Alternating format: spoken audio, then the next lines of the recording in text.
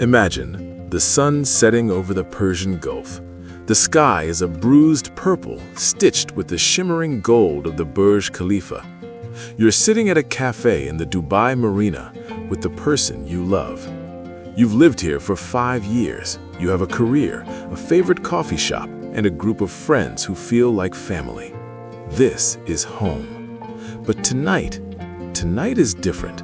Tonight, you're talking about forever. But as the laughter of your friends fades into the background, a question hangs in the humid air like a heavy fog. Millions of non-Muslims fall in love in Muslim countries every single year. They build lives, they share dreams, and they plan futures. But what happens when they want to make it official? What happens when the law, the faith, and the heart finally collide? Especially if one of you is Muslim. Today, we aren't just looking at laws and paperwork. We are looking at the soul of the expatriate experience. We're talking about the secret weddings, the legal loopholes, and the profound sacrifices made in the name of love. Let's be clear. Love is universal. But marriage? Marriage is a contract. And in many Muslim-majority countries, from the UAE to Qatar, Malaysia to Morocco, the ink on that contract is guided by Sharia law. For two non-Muslims, the path is often surprisingly modern, but still complex. For a long time, if you were a Christian couple or an atheist couple in a place like Abu Dhabi, your only option was your embassy or a church. But the world is shifting. In recent years, the UAE introduced civil marriage. For the first time, non-Muslims can stand before a judge, not a cleric, and say, "I do," based on secular principles. It's a massive leap, but it's not the whole story. Even with these new laws, the paperwork mountain is real. You need no objection certificates. You need translated birth certificates. You need to prove you aren't already married back in London or Manila or New York. I remember a friend, let's call him Mark. Mark wanted to marry his long-term partner Sarah in Jordan. They spent 3 months just trying to get a single document apostilled. He told me it felt like the universe was asking us, "Are you sure? Are you really sure?"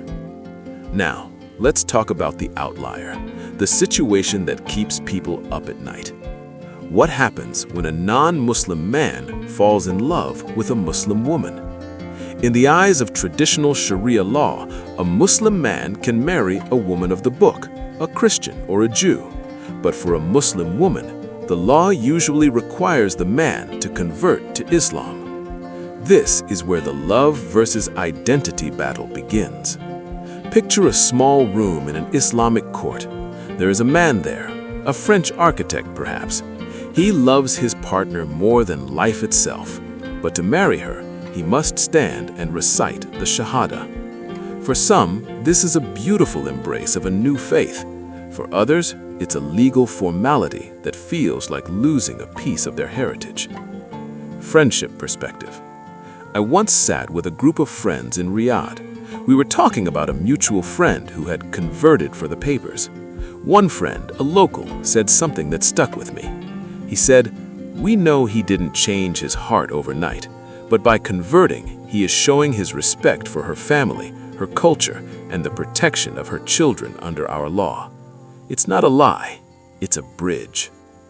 Beyond the judge's chambers, there is the majlis, the social circle. In many Muslim countries, marriage isn't just between two people, it's a merger of two tribes. When a non-Muslim enters that circle, the culture shock can be seismic. The family approval. In the West, we say, "It's my life." In the East, they say, "It's our honor." The mahr, dowry. Even for non-Muslims marrying into the culture, the concept of the mahr, a gift from the groom to the bridge, can be a confusing legal and social hurdle. The children. This is the big one. In many jurisdictions, the children of a Muslim father are automatically considered Muslim.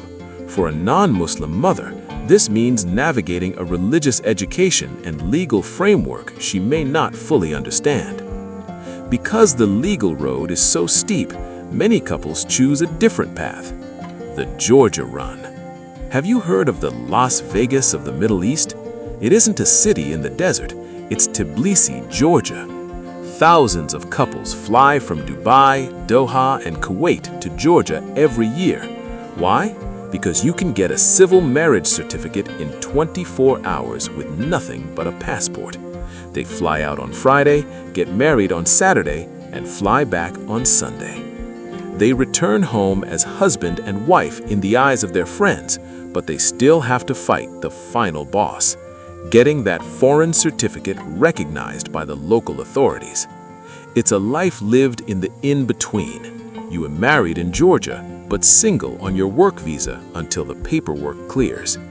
It's a stressful, beautiful, exhausting dance. So, with all these hurdles, why do they do it? Why not just go back to Europe or Asia or the Americas? Because these countries offer something unique. There is a richness in the culture. There is a safety in the streets. There is a warmth in the hospitality that you can't find anywhere else. These couples don't want to leave their lives behind. They want to integrate their love into the places they've grown to adore. The emotional core.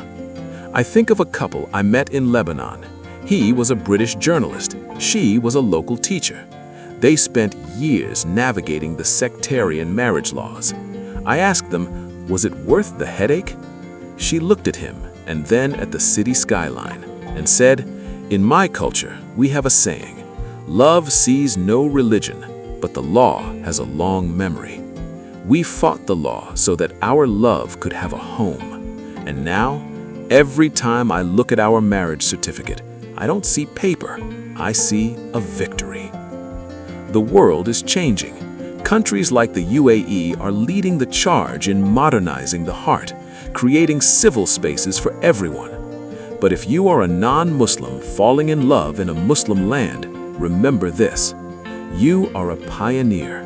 You are navigating the space where ancient tradition meets the modern globalized world. It won't be easy. There will be stamps and fees and awkward dinners with in-laws. But at the end of the day, when you're walking through the souk, holding hands, you realize that love doesn't need a permit to exist. It only needs the courage to see the process through. So, what happens when non-Muslims get married in a Muslim country? They don't just get a license, they get a story. A story of resilience, of cultural bridges, and of a love that was strong enough to cross a border that most people are afraid to even touch.